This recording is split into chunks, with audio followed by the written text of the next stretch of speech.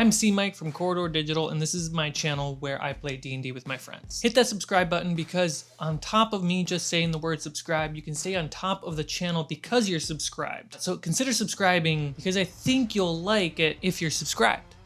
It's January 2022. We just finished a major arc in Fables of Refuge, episode 49. The show's not over, we're just putting a pause so that way we can get to other things in behind the scenes. Over the last couple of years, a few things happened. Fables of Refuge, DM'd by my good friend Jarrett, has about 49 episodes and about a dozen side quest episodes. A lot of technical and production improvements have happened since episode 1 on Fables of Refuge, and that's mostly due to being able to invest in a lot of gear. I've experimented with different editing styles and ideas for tabletop games. I've played with different streaming setups. I've learned a lot about how everyone kind of makes tabletop games and what I like, how I want to approach tabletop gaming content on this channel moving forward. And I became a showrunner at Corridor Digital again, this time of their Son of a Dungeon show. A major limitation to tabletop gaming content is it can only improve as well as you can produce it, and that usually happens only in pre-production. You can't improve the show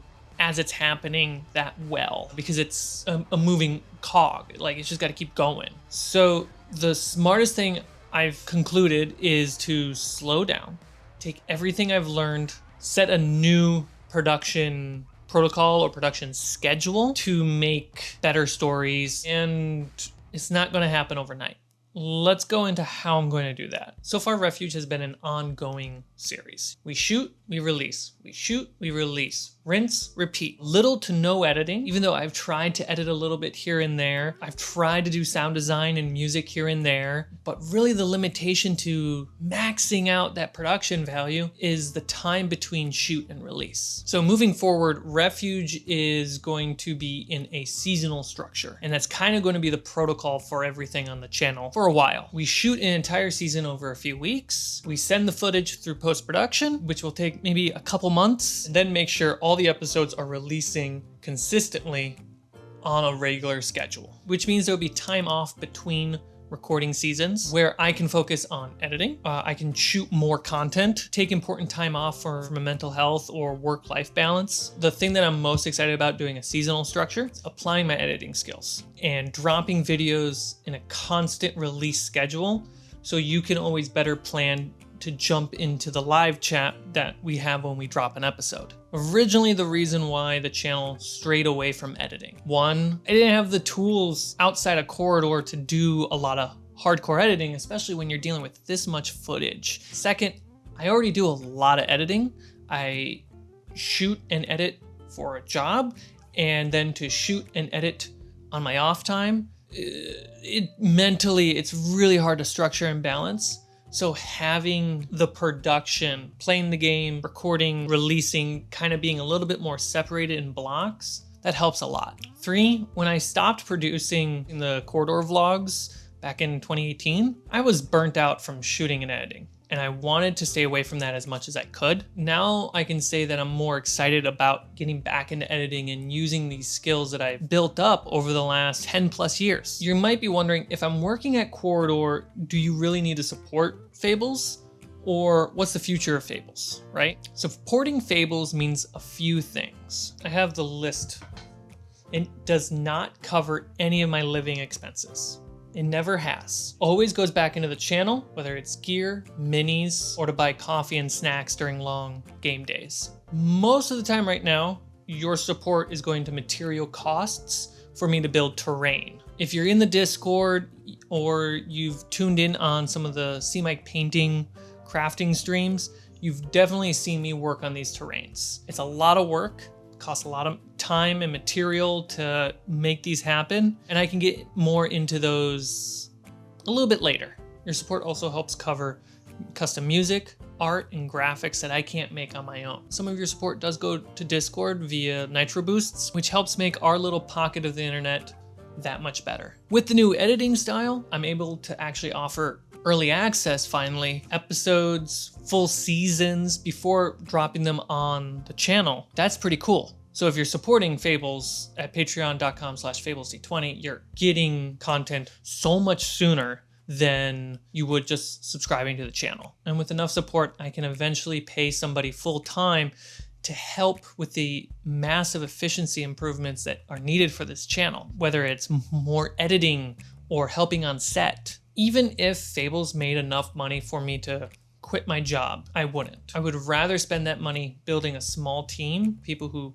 are passionate about the channel, love D&D, and love filmmaking, help with editing, to help make more better content more often. At the end of the day, all I want to do is tell stories, and D&D is a unique format for creating stories with your friends, old-fashioned people around the campfire kind of way, but it's also mixed in this game structure, and it's just so much fun. And even if I couldn't upload this to the internet, I'm still going to play the game for the rest of my life. I just want to be able to mix my passions of filmmaking and D&D together as a way to tell stories for other people to enjoy.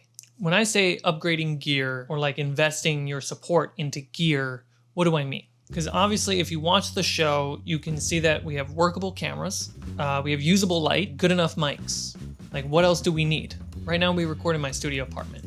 What that means is I have to put away my bed, pull out a bunch of furniture, set up a bunch of lights, always rebuild and tear down the setup every single time we play. And it burns my energy out before even starting to play the game. When I invest in gear for Fables, there are 3 parts and 3 goals really what I'm thinking about every time. And this way you understand. 1, to move less gear around before and after a game. That way it's just, let's play. Let's just sit down, record, play, and that part is done. And all our energy is put towards that. And then we can just edit the best footage that we were able to get because we were all at the top of our game. 2, make the vibes around the table a little bit more moody, to give the players a better game room sometimes. When I'm playing with the colors of lights in the background like I am now, it's really to help set a mood or make more of a game room out of the space. And the third kind of like part or goal when looking at improving gear is how do we make things more cinematic? How do we make things look and feel more fun for you as an audience? And improving gear in a space, you know, you don't want to do too drastic of a change while you're playing because you're having very little time to test and sit there and experiment.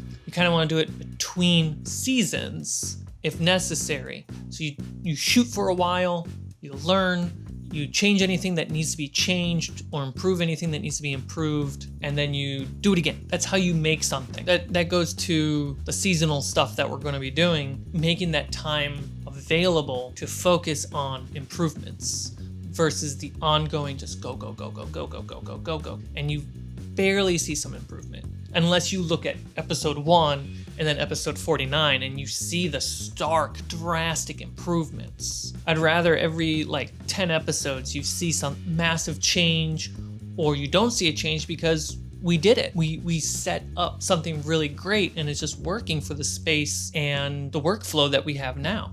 Now let's talk about Fables of Nostromo, the Alien miniseries that's coming out, and what that means for the channel. First off, Fables of Nostromo is an important milestone on the channel's growth and my growth as a D&D creator or creator in the D&D space. The goal is to, 1, mix some things up.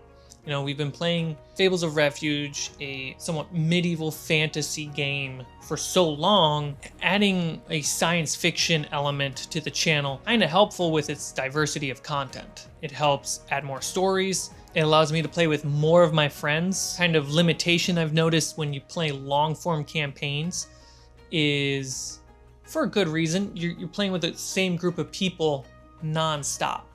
Well, sometimes you want to play with another group of friends or just another friend once in a while. Having other mini-series on the channel allows me to play with more of my friends. And having shorter mini-series like Fables of Nostromo or some one-shots that are coming up allows new visitors to the channel to kind of get a taste of what kind of content this channel is trying to produce.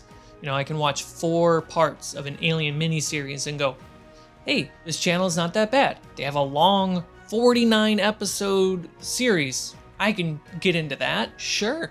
Fables of Nostromo is also going to be an example of the future editing that you're going to see more often on this channel in Fables of Refuge and more content beyond that. You're going to be seeing me as a DM or GM on Fables of Nostromo.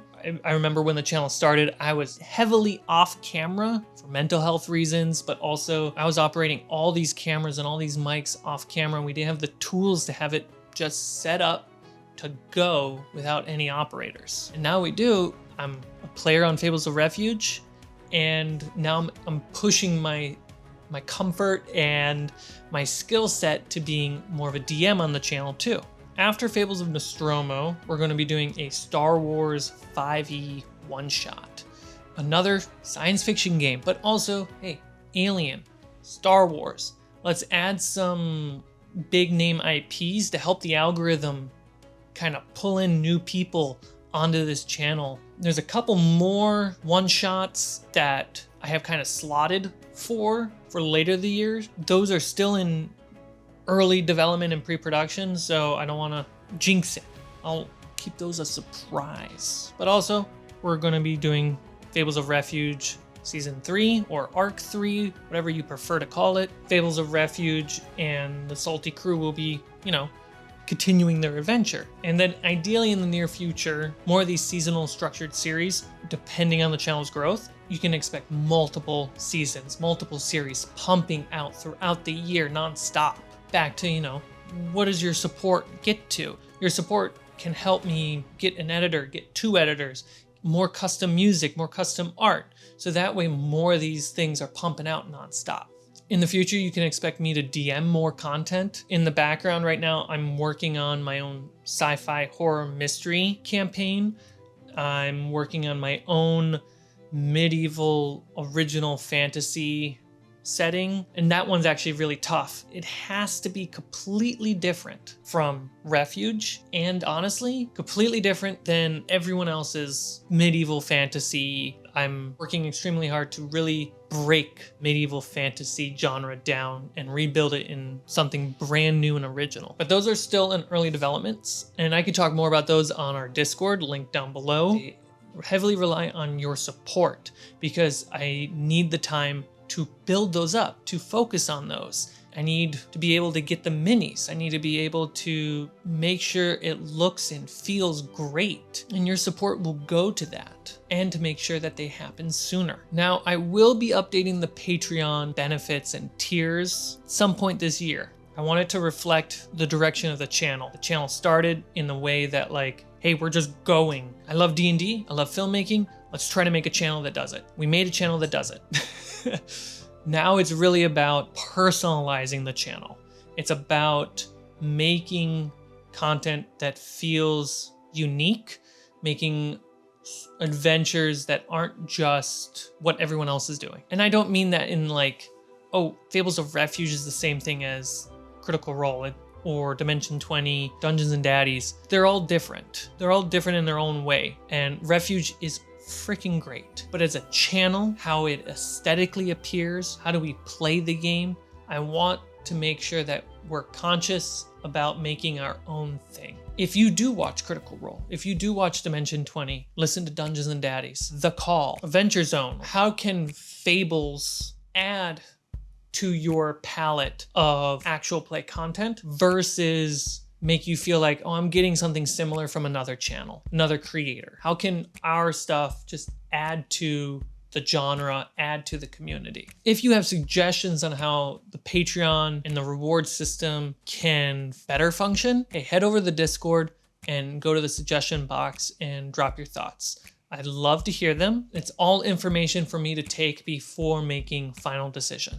All right, that's it. Hit the subscribe button. Check out patreon.com/fablesd20. Right now, I'm heavy on Son of a Dungeon. We're wrapping up post-production of Fables of Nostromo, so that's going to be coming out. The goal is end of February, and then we're jumping into a couple one-shots, and then we're going to jump right into Fables of Refuge again. The channel is moving. The machine is moving. If you want to help give this channel the opportunity to tell more, better stories and be unique in its storytelling compared to the rest of the genre, head over to patreon.com/fablesd20 and help support the channel. Thank you so much. Stay tuned for Fables of Nostromo, and until then,